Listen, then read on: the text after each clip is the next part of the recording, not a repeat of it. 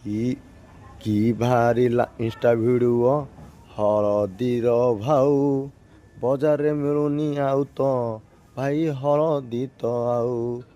ହଳଦୀର ଦର ବଢ଼ିଲା ଦେଖିବା 750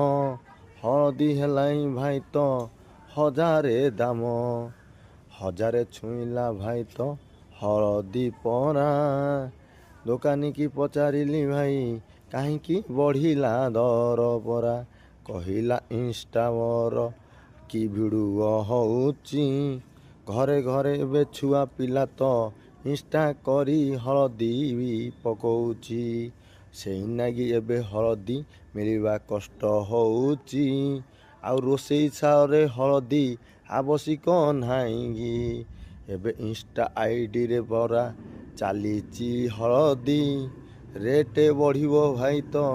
ବଢ଼ିଛି ଆଜି ତ ଯାଇକି।